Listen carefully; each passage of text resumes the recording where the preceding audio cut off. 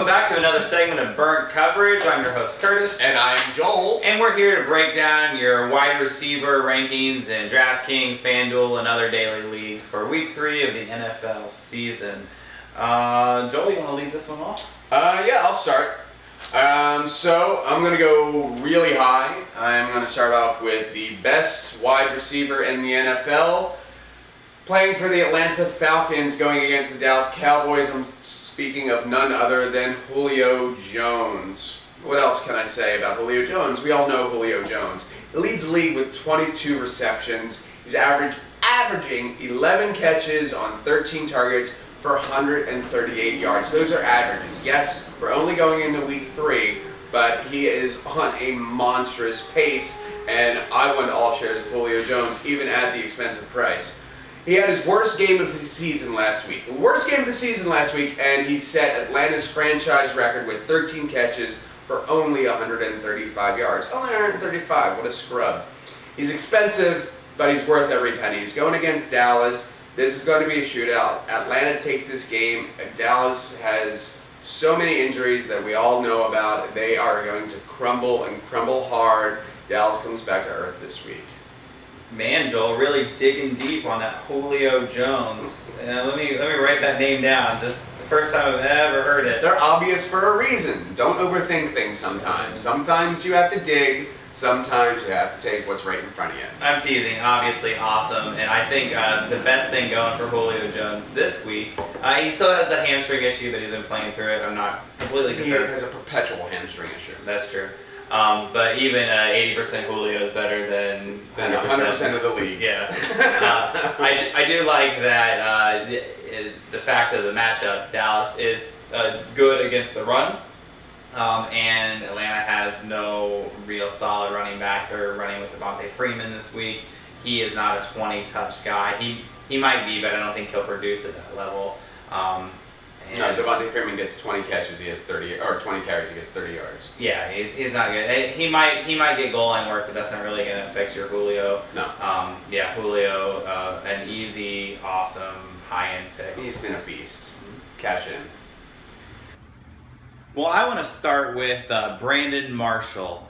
Brandon Marshall, of course, is one of the elite wide receivers in the league. And he's been playing very well this year. He has a touchdown in each of his first 2 games. He'll be going against one of our favorite corners here at Burnt Coverage, Byron Maxwell, who's got burned by Julio Jones. Yes, everybody gets burned by Julio Jones, but also by Terrence Williams last week. He is not playing very well, and they signed him to a big contract. We'll see if that can change, but I doubt it against a player of Brandon Marshall's quality.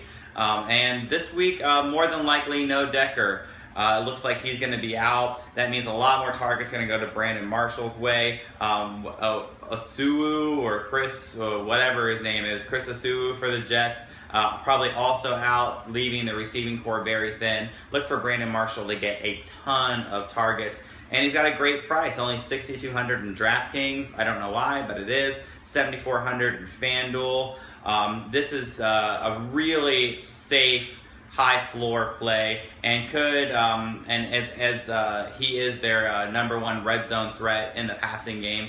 Also with Ivory questionable too, makes it more likely that they're going to push the ball through Brandon Marshall. And they're playing an opponent who has not been that great recently in the Philadelphia Eagles. However, they have had flashes of brilliance, but the biggest problem for the Eagles is their corner play, and Byron Maxwell, Mr. Burnt Coverage, is going to be covering Brandon Marshall this week. That's not fair. That's not fair. It is fair. Why kick a guy when he's down? He's because he's near your feet. Continue, whatever.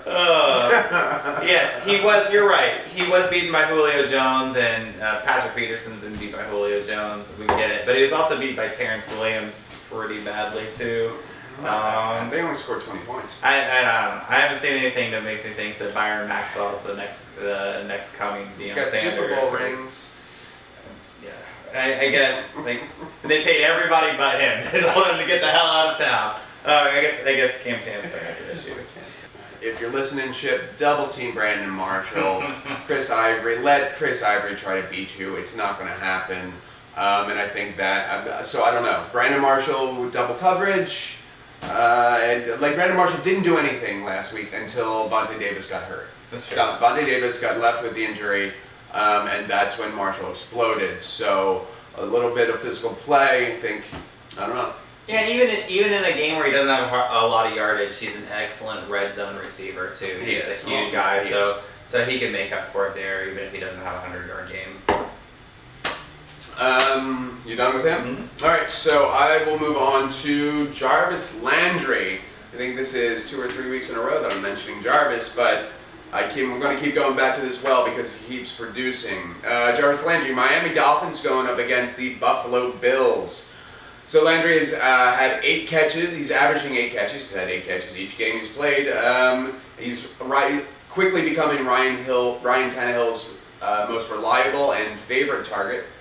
Last week he became the fastest player in Dolphins history to 100 catches, and he did that in 13 starts. I mean, Jarvis Landry, this is the guy who started opposite ODB at LSU, and how that team didn't win, well, that's another show there. But Buffalo has given up the 4th most fantasy points to wide receivers this year, and are giving up an average of 405 passing yards a game. Ryan Tannehill's in for a big game, and who's going to receive those passes? Jarvis Landry, his possession receiver. For the price, he's kind of middle of the pack. $7,600 on FanDuel and $64 on DraftKings. Go Jarvis. Yeah, huge fan of Jarvis Landry. I know you are. I've been on this bandwagon. I have him drafted in one of my leagues. You have him in the League of Note, Jarvis Landry. And a lot of the fears about Jarvis Landry, which are turning out unfounded, are actually helping him. The receiving core that's around him is giving him more space to operate as a possession receiver. Guys like Rashard Matthews, who might not be a shoddy play either for his price, are helping him out. Also, you've got Cameron. He should play this week. You have Devontae Parker, who's working his way in the offense. And these different, sprockets of their offense hasn't really affected Landry at all. It might have helped him because they have to put focus somewhere else besides him. When he was really the only, Mike Wallace was okay last year, but he was towards the last 2 months of the season was the most productive. Yeah, and the only thing with Jarvis, the only negative, one of the negatives about Jarvis is that he doesn't really get the touchdowns. He's not a red zone threat. He is the possession receiver, but I think it's a volume play for me. I mean, he's getting 8 catches a game. I mean, we're playing PPR, full PPR, half PPRs here. So those 8 catches, that's money in the bank right there. Yeah, and another small thing too is he is their kick returner. So I know 69 return for a touchdown. This is only touchdown this year, but yeah, it still counts.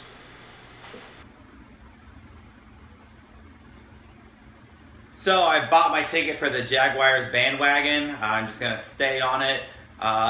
I really like 2 of the receivers on the Jacksonville Jaguars this week, and that would be Allen Robinson and Allen Hurns, doubling down on the Allens. Both of these guys, Allen Robinson, 5,200 in DraftKings, 6,600 in FanDuel. Allen Hurns, 3,700 in DraftKings, 5,100 in FanDuel. Both of them could have big games, and they've both been productive so far in the year. Allen Robinson had a huge game last week, and if you happen to have played him, you probably won some money. Allen Hurns has been steady. He's had 5 or 6 catches for 50, 60 yards each week. This week, being the nature that they'll probably be down in New England, I see them both getting a lot of targets and a good amount of production out of it, especially for their prices. It's hard to pass up. I would not be surprised if both of these receivers flirt with 100 yards, being that there's not much behind them. Marquise Lee is still struggling to come back from various injuries. Ace Sanders is seemingly a wash. The tight end, Julius Graham, or Julius Thomas, still injured. So I see a lot of targets going through these 2 receivers. I got nothing. It's No, you're not. it's You're Jacksonville. not with it. I was very high on the Allen. I was on the Allen Robinson PR train this offseason, this preseason. But After last week? No, nothing. nothing. Really? Nothing. So 60-0 New England. 60, You're just really feeling 60-0 New England. Something's got to give. Take the points. Something's got to give. Would you do a New England, like Brady, Edelman, Gronk load up then? No, because I think. See, that's the thing. Like, I would take Brady, but I would see if I was going to do a New England stack, it would be Brady and Blunt. And Blunt. Yeah, because I think Brady will get 3 to 4 touchdowns, but then I don't even know if Brady will be playing in the second half. You know? Yeah. Jimmy Garoppolo, maybe a sleeper pick. Is that all for this? Got something? What are we doing? What position? Wide receiver? Oh yeah, that's all. All right, great. this show is expertly run. We have a crew. It's about 50 or 60 people behind the cameras that really make it. I want to thank Steve for the donuts tonight. Our producer's at a Broadway show right now, so we're a little discombobulated. Yeah, that's what happens. Sorry, honey, I've got to film this. Damn you! This show for the 6 people that are watching. And if you want to be the 7th, make sure you check this out on burnt_coverage. At burnt_coverage on the Twitter. Yeah, I'm still learning about this. Got the Facebook page as well, Burnt Coverage. And obviously, you're seeing us on YouTube every Thursday. Tell your friends. Or your parents. Or make friends and tell them. Or don't. We'll see you next time.